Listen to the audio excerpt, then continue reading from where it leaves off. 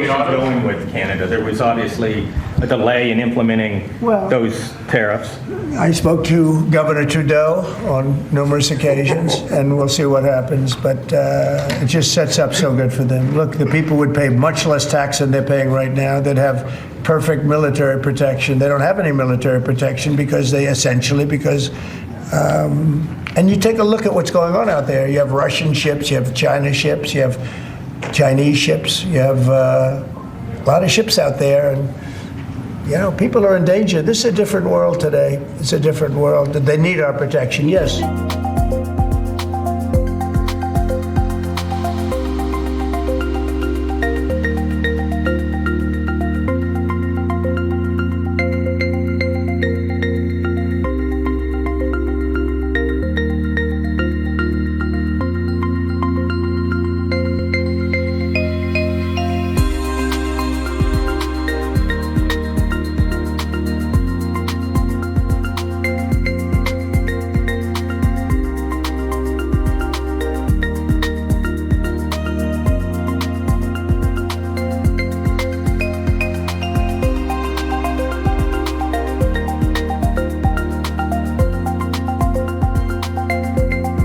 We are the U.S.'s closest ally. Our economies are integrated. Canadian steel and aluminum is used in a number of key American industries, whether it's defense, shipbuilding, manufacturing, energy, automotive.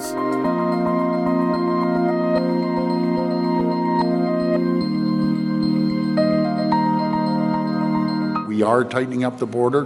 When President Trump says he needs the border tightened up, we acted immediately. And we're going to continue act immediately. But let's keep in mind, which I've said to the U.S., and I'll say that, I've said it to the elected officials, it works two ways.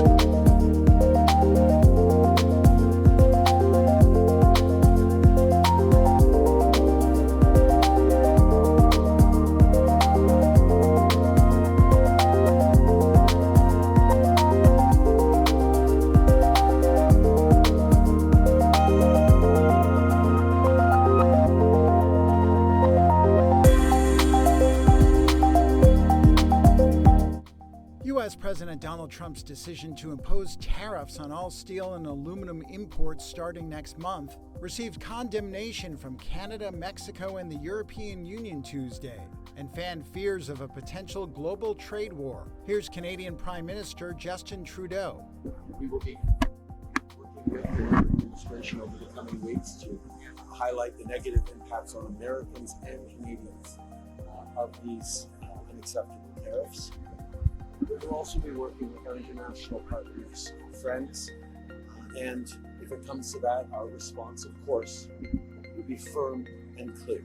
Trump signed proclamations late on Monday raising the U.S. tariff rate on aluminum to 25% from its previous 10% rate, and eliminating country exceptions and quota deals, as well as hundreds of thousands of product-specific tariff exclusions for both metals.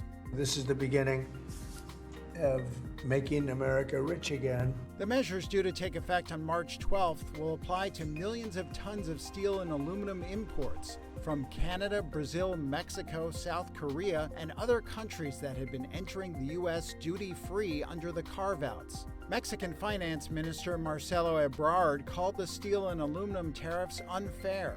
México importa más acero de Estados Unidos. He said Mexico imports more steel from the United States than it exports, so the tariff is not justified.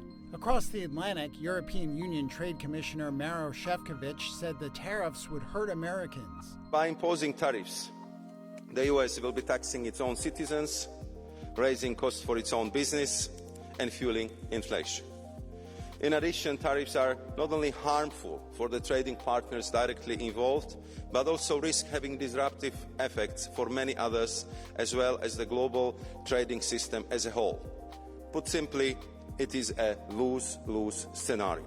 Businesses around the U.S., including automakers, have warned of fallout, with many manufacturing-heavy companies finding it difficult to plan next steps or determine if Trump will follow through. Ford Motor CEO Jim Farley said Trump's proposed and implemented tariffs have added, quote, a lot of cost and a lot of chaos. But he said he believes the president aims to strengthen the U.S. auto industry overall.